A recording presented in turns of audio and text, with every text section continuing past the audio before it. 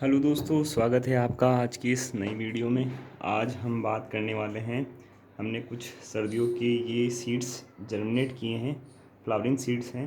तो इनके ऊपर बात करेंगे कि किस प्रकार हमारे जो सीड्स हैं वो जर्मिनेट हुए हैं, उनको जर्मिनेशन के लिए किन किन चीज़ों की आवश्यकता थी, और कुछ जो हमारे सीड्स हैं वो अभी फ़िलहाल के लिए जर्मिनेट नहीं हुए हैं, उनके जर्मिनेट ना होने के पीछे का क्या कारण है, आप भी इन बीजों को किस प्रकार लगा सकते हैं, सारी चीज़ों के बारे में बात करेंगे। आगे इनकी कैसे क्या केयर करनी है, कब इन्हें बड़े पॉट के अंदर शिफ्ट करना है, कब कब और किस प्रकार का जो पॉट लेना है, सारी चीज़ों के बारे में।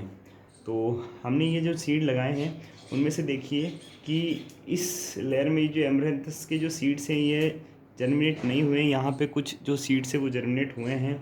उसके अलावा ये सेलूसिया के जो सीड्स हैं वो जर्मिनेट हुए हैं।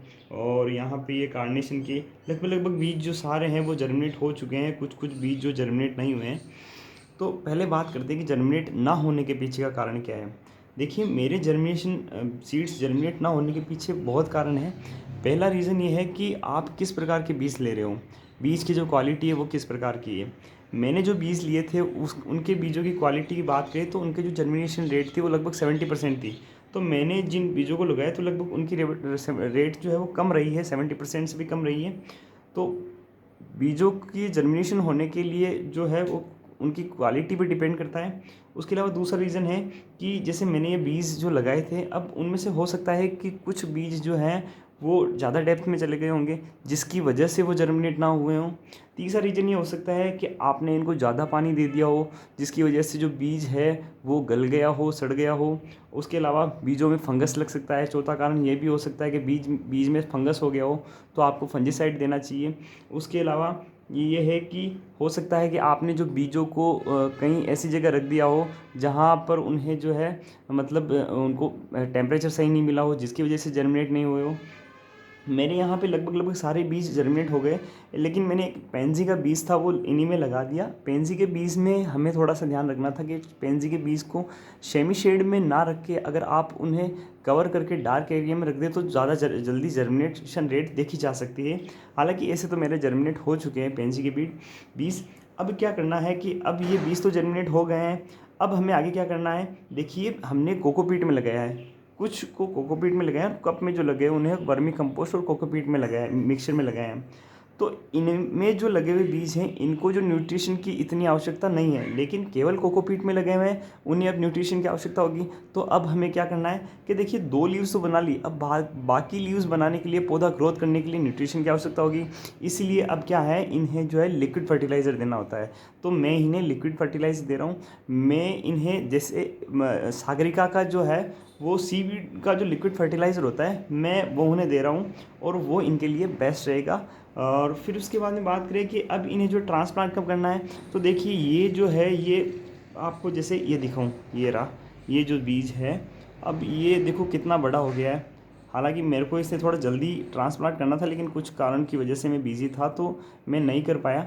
अब देखिए इनमें जो है ये पौधा है, ये पौधे की जो ये जो लीव्स है ये तो बीज की वजह से आई है, और इनकी जो ट्रू लीव्स है उसके अलावा इन दो के अलावा ये जो लीव्स आ रही है ट्रू लीव्स। अब ऐसा माना जाता है कि पौधे की अगर 4 ट्रू लीव्स आ जाती है तो पौधा जो है वो ट्रांसप्लांट के लिए प्रिपेयर हो जाता है, ठीक है ना। तो अब ये जो पौधा है ये अभी फ़िलहाल के लिए जो ट्रांसप्लांट की स्थिति में है। अब हमें जो इन्हें है बड़े पॉट के अंदर शिफ्ट कर देना चाहिए।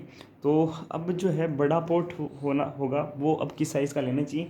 देखिए, आप जो है पोर्ट की साइज़ वो 15 सेंटीमीटर से लेके 22 सेंटीमीटर तक रख सकते हैं।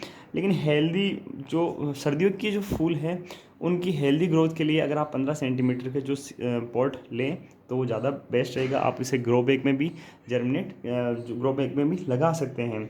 अच्छा, उसके अलावा बात करें तो अब जो है इनकी फ्लावरिंग की, तो देखिए फ्लावरिंग जो है इनका जो जनवरी फरवरी मंथ में जाके इनकी फ्लावरिंग आएगी। उसके लिए भी आपको अभी से तैयारी करनी होगी। उसके लिए आपको हर महीने जैसे आपको NPK देना होगा, NPK 90-90-19, NPK ज़्यादा फूल चाहने के लिए NPK 00-50 दे सकते हैं। उसके अलावा आप ऑर्गेनिक खाद, वर्मी कंपोस्ट, इनका भी जो है ऐड करें। सीवीड वगैरह है, इनका भी आप यूज़ कर सकते हैं। उसके अलावा जो है अब जो है हम क्या करेंगे, धीरे धीरे इन सीड्स को निकालेंगे। जैसे जैसे ये जो सीड्स हैं, ये जो प्लांट है, सीडलिंग है, ये प्रिपेयर हो चुकी है। तो अब क्या करेंगे, हम इन्हें निकाल के दूसरे पॉट में शिफ्ट कर देंगे। और कुछ जो ऐसे हैं जिनके अभी ट्रू लीव्स नहीं आई है, तो इनको इन्हीं में रहने देंगे और उन्हें जो है हम फर्टिलाइज़र देते रहेंगे। फर्टिलाइज़र देने का जो है, इनमें लिक्विड फर्टिलाइज़र दे रहे हैं, तो आप लगभग 8 से 10 दिन या फिर 15 दिन के दौरान जो है ये फर्टिलाइज़र देते रहें। फर्टिलाइज़र की इनको बहुत ही आवश्यकता होगी, इसलिए इनको फर्टिलाइज़र टाइम टू टाइम देते रहे। उसके साथ साथ इनको फंजीसाइड भी देते रहे और थोड़ा सा टेम्परेचर का ध्यान रखें। अभी फ़िलहाल जैसे अक्टूबर मंथ स्टार्ट हो गया, लेकिन गर्मी थोड़ी तेज़ है, उस हिसाब से इनकी जो है वो थोड़ी सी केयर करनी होगी, पानी का भी ध्यान रखना होगा। अब जो है, अब ये देखिए हमने कुछ डेंथस के लगाए थे इसके अंदर। देखिए ये कितने थोड़े थोड़े काफ़ी नज़दीक लग गए हैं। अब क्या करना है कि अभी तो इनकी ट्यूलिप्स नहीं आ रही है, अब इनकी ट्यूलिप्स आने वाली है। जैसे ट्यूलिप्स आएगी, फिर इसको हम पानी पिलाएंगे और इसको धीरे धीरे से क्या करेंगे, इसको निकाल लेंगे और इनकी रिपोर्टिंग कर देंगे। ठीक है ना। रिपोर्टिंग के लिए आप ध्यान रखना, आप गार्डन सोइल, वर्मी कंपोस्ट और जो कोकोपीट है, इनके मिक्सचर का यूज़ करें। उससे क्या है, ये जल्दी ग्रोथ करेंगे और सैपलिंग है जो हेल्दी फील करेगी। ठीक है ना। और बाकी आगे की जो अपडेट है वो आपको मिलती रहेगी। आगे की अपडेट के लिए आप हमारे YouTube चैनल को सब्सक्राइब करें, अपने दोस्तों के साथ शेयर